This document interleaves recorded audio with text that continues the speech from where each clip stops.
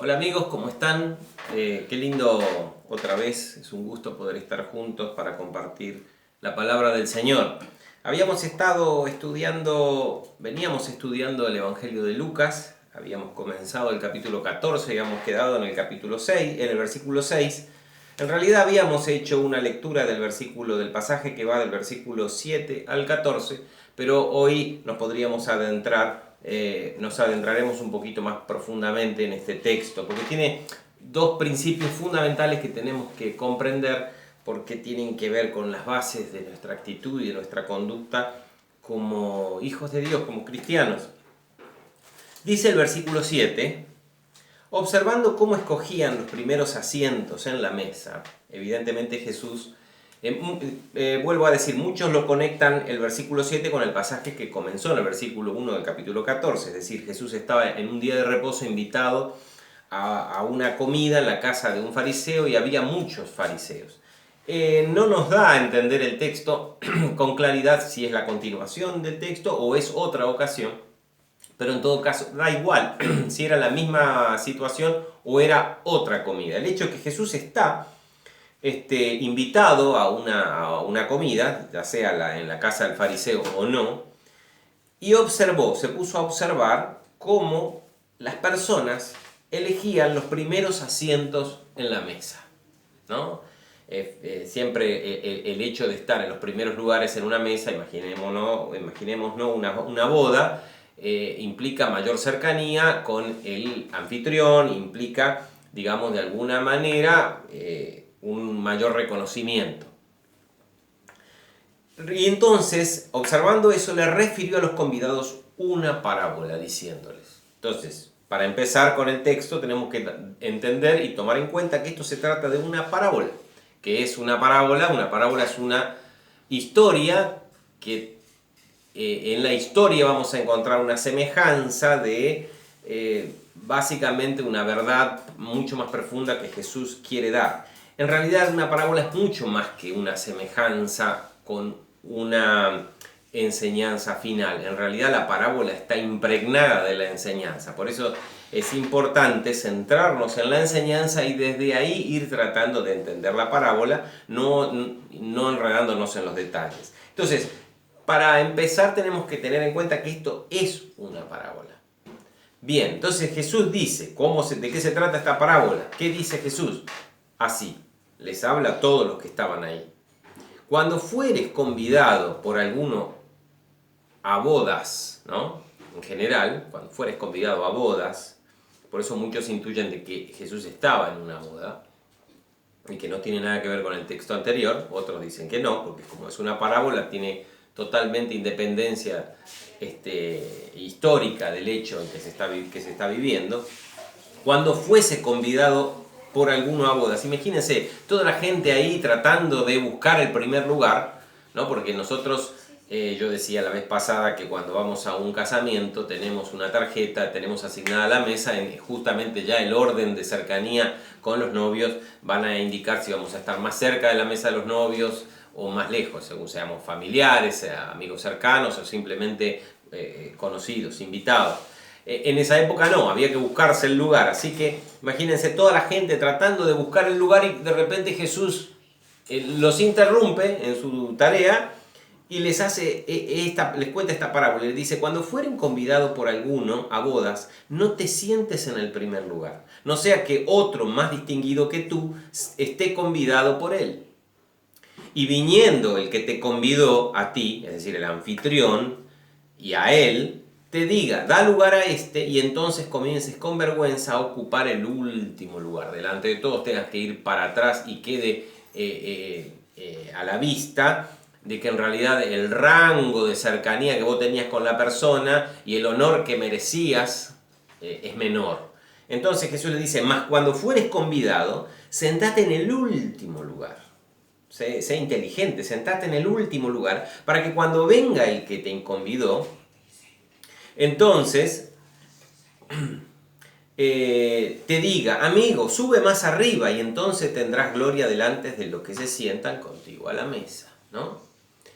Jesús le está diciendo, si lo que buscan es gloria, ¿no? Porque en realidad es lo que buscamos. Jesús no está recriminándole una actitud fuera de lo común para lo que estas personas eran, seres humanos igual que nosotros, que todo el tiempo estamos buscando gloria, es lo que tenemos en nuestra naturaleza humana, arruinada por el pecado, la necesidad de reconocimiento, la necesidad de ser alguien, de que se nos reconozca el hecho de que somos importantes. Entonces, en cada cosa que nosotros hacemos, en cada amistad que nosotros elegimos, en cada elección que a veces creemos que lo hacemos que lo hacemos conscientemente, pero en realidad nuestro inconsciente hay un mandato inconsciente que en la elección de determinada ropa, de determinada cosa, lo que nosotros buscamos es posicionarnos. Es una necesidad interna, un vacío que quedó justamente después que el pecado nos alejó de Dios, ¿no? Entonces, Jesús le dice, si ustedes están buscando eso, entonces no sean tontos, pónganse atrás. Entonces después cuando estén muy atrás, dicen, no, vení más adelante, y ahí van a tener el reconocimiento. Ahora, ¿dónde está la parábola? Porque nosotros estamos acostumbrados a que Jesús cuenta parábolas y utiliza situaciones cotidianas, situaciones de la naturaleza, y nos cuenta una historia, y en esa historia está impregnada la enseñanza, y de ahí se deduce, se teje la enseñanza o el principio que Jesús quiere explicar. Un principio que normalmente explicado así es difícil de entender para ellos y para nosotros, por eso Jesús utiliza las parábolas. ¿Dónde está? Es una parábola porque no está sucediendo eso en este momento. No hay una boda. Jesús le está dando un principio general. ¿Y quiénes son los protagonistas de la parábola? Las mismas personas que estaban ahí. Jesús relata una parábola cuyos protagonistas son los propios oyentes, ¿no? Cosas que no estamos acostumbrados a ver. Siempre Jesús habla de otra persona a un grupo de oyentes. Acá Jesús los pone como protagonistas de su historia, en este caso de las personas del que se sentó primero y del que se sentó al final, y el protagonista es o son las personas que están en ese momento oyendo la parábola. Bien, entonces ya tenemos la idea. Mejor es buscar el último lugar, porque entonces nos van a decir, no, tan atrás no, vení, y eso nos va a dar la gloria que buscamos. Que lo contrario es estar allá, ubicarnos en un lugar que no nos corresponde y nos digan, anda más para atrás y otro ocupe ese lugar, y ahí justamente lo que vamos a recibir es vergüenza, que es lo que queremos evitar a toda costa, ¿no es cierto? Pero en general, digo, con esta parábola, ¿qué Jesús nos quiere decir? ¿Algún consejo de cortesía o cómo nos debemos conducir en una fiesta? Eso es lo que Jesús nos quiere enseñar. ¿Cuál es la enseñanza profunda que realmente el Señor nos está dejando como una verdad eterna para ellos que estaban escuchando en ese momento y 2000 años después para nosotros hoy que somos sus seguidores y sus discípulos? Y está justamente en el versículo 11 en el por qué, que es la explicación. Y acá está la llave para poder entender lo que Jesús está diciendo anteriormente. No nos está dando lecciones de cortesía, ni de modestia, ni de buen comportamiento. Porque Jesús lo hace con un poquito incluso de ironía, diciendo, si ustedes lo que buscan es gloria, entonces no hagan lo que están haciendo, tienen que hacer lo contrario. Pero el mensaje básico, que es un principio fundamental, está en el versículo 11, dice, porque cualquiera que se enaltece será humillado, y el que se humilla a sí mismo será enaltecido. Es un principio fundamental y básico en nuestra vida cristiana. En Lucas, en el capítulo 18, se repite esta sentencia, este mismo principio. Tenemos otra parábola, la parábola del fariseo y el publicano, la veremos dentro de un tiempo, donde el publicano se autojustifica a sí mismo y dice, qué bueno que yo no soy pecador, que yo soy tan genial, soy bueno, doy limosnas, doy oro. En cambio, este pobre pecador que está al lado mío, ¿no? Es un publicano.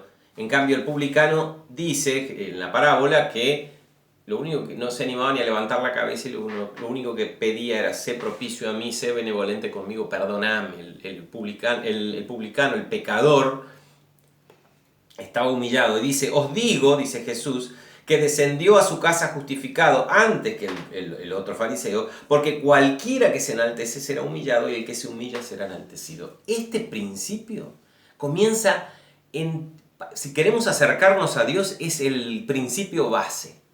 Es decir, la primera cosa que tenemos que hacer para acercarnos a Dios es humillarnos. Y en el principio, ¿qué significa? Arrepentirnos de nuestros pecados. Cuando nos arrepentimos de nuestros pecados, estamos reconociendo nuestra condición respecto de la de Dios y que lo necesitamos. Por eso le pedimos perdón. Ese es el primer principio. Si queremos acceder a cualquier tipo de bendición, de benevolencia de Dios hacia nosotros, el principio básico es la humildad. Es la característica de todo cristiano verdadero, de todo cristiano renacido y que está en un proceso de regeneración.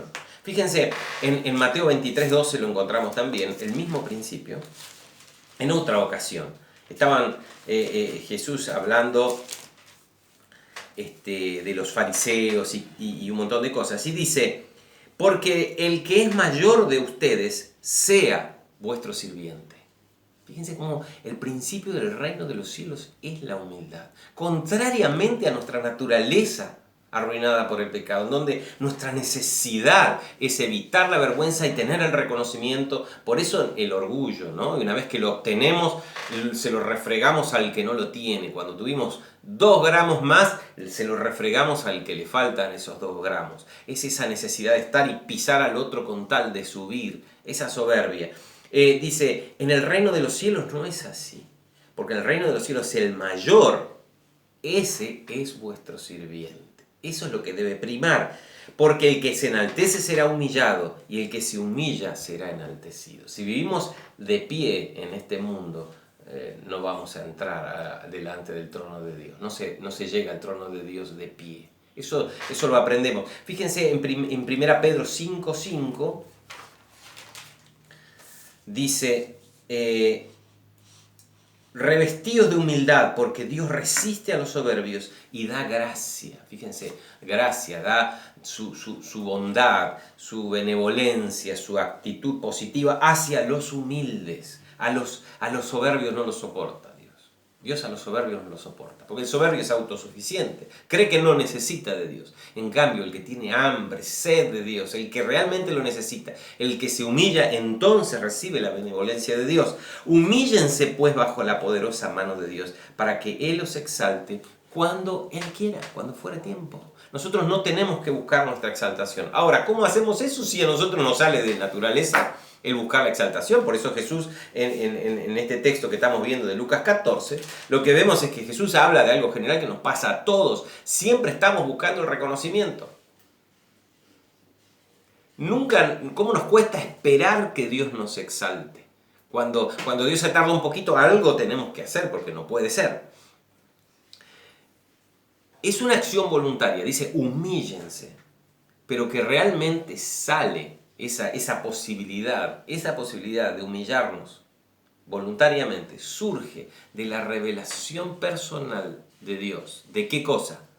De nuestra condición, de realmente lo que somos y de que solamente podemos llegar a hacer algo por la gracia y la misericordia de Dios. Si no recibimos la revelación de que somos pecadores, de que somos insignificantes y que nuestro destino es el juicio y la muerte, entonces siempre vamos a creer que somos Gardel y que la podemos manejar y que podemos hacer esto y que podemos hacer otro y que sí, tenemos nuestra religión y que a Dios lo adoramos y lo consideramos, pero en realidad el volantito de nuestra vida lo tenemos nosotros bien agarradito y que nadie me toque y yo lo voy a llevar lo más alto que pueda. Ahora, cuando Dios me revela cuál es mi condición, entonces digo, no, la verdad, no me queda otra que buscar a Dios. Y ahí obtengo todo de Dios, porque obtengo su gracia, su corazón a favor mío. ¿No es cierto? Eso es una gran cosa. Fíjense lo que dice Pablo a los Corintios. Dice, pero por la gracia de Dios soy lo que soy. Y su gracia no ha sido en vano para conmigo. Antes he trabajado más que todos ellos. Él dice, yo trabajé más que, hablando de los otros apóstoles, yo trabajé más que todos los apóstoles. Perdón, pero no yo, sino la gracia de Dios conmigo. Pablo la tenía bien clara.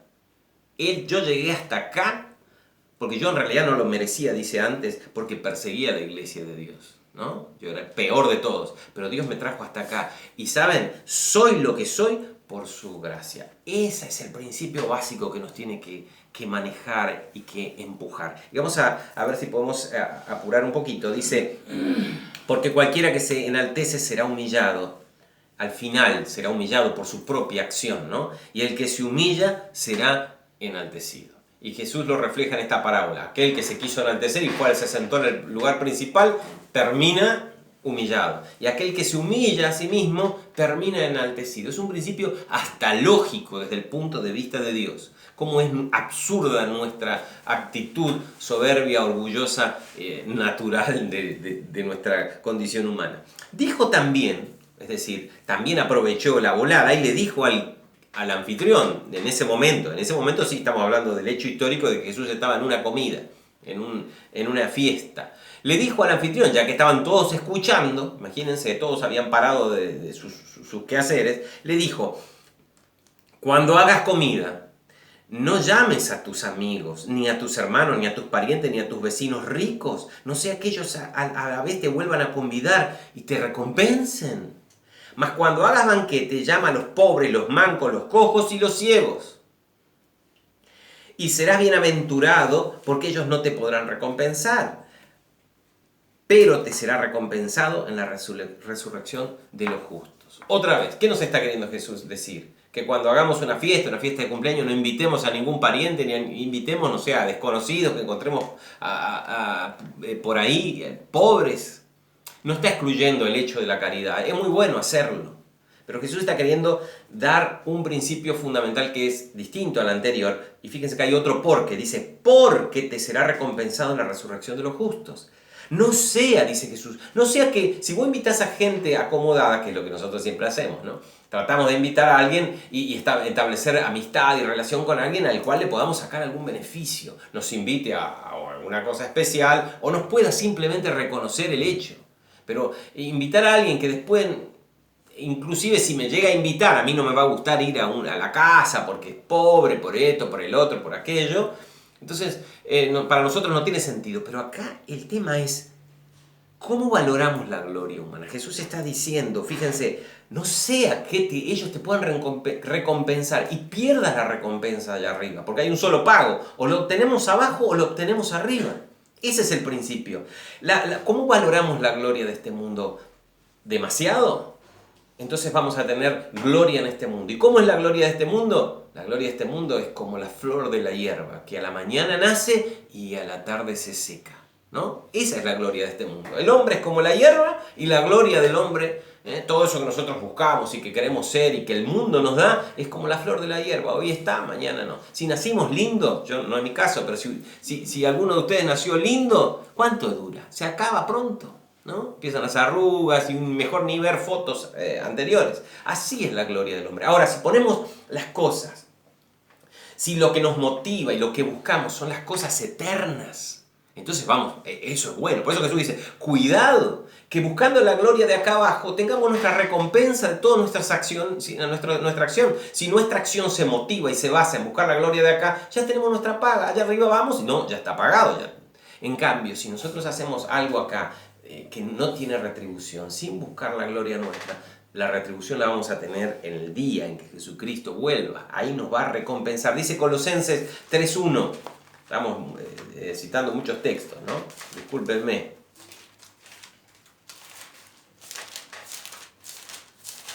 Colosenses 3.1 dice, si pues habéis resucitado con Cristo, busquen las cosas de arriba, donde está Cristo sentado a la diestra de Dios. Pongan la mira, el objetivo, pongan la mira en las cosas de arriba y no en las de la tierra, porque habéis muerto y vuestra vida está escondida con Cristo. Y cuando Cristo, vuestra vida, se manifieste, cuando Él vuelva, entonces ustedes serán manifestados en gloria. Eso es eterno, eso vale.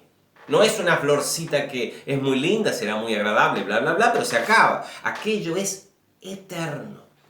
Entonces, ocupémonos de lo eterno. Pongamos la mira en lo que vale. Esos son los principios, dos principios fundamentales que Jesús está enseñando y son muy importantes que tengamos en cuenta. La humildad siempre, fundamentalmente nacida del reconocimiento de mi posición delante de Dios. Y después, ¿qué motiva mi vida? ¿Qué busco yo con mis acciones, con mis actitudes? ¿La gloria de acá abajo? Pero acá tengo la paga y acá termina, prontito. O mejor, soy más inteligente y busco y motivo y pongo todo el accionar de mi vida en buscar lo eterno, la gloria que Dios me va a dar, que no tiene fin. Ese es el mejor consejo que Jesús nos da. Ese es el mejor consejo. Así que, ¿qué tal si lo seguimos? ¿Qué tal si en oración buscamos de parte de Dios la sabiduría para que nos enseñe a caminar según estos, no consejos, preceptos, principios básicos del reino de Dios que todo hijo de Dios, discípulo de Cristo, tiene que seguir? Hasta acá. Gracias por acompañarme. Nos vemos la próxima.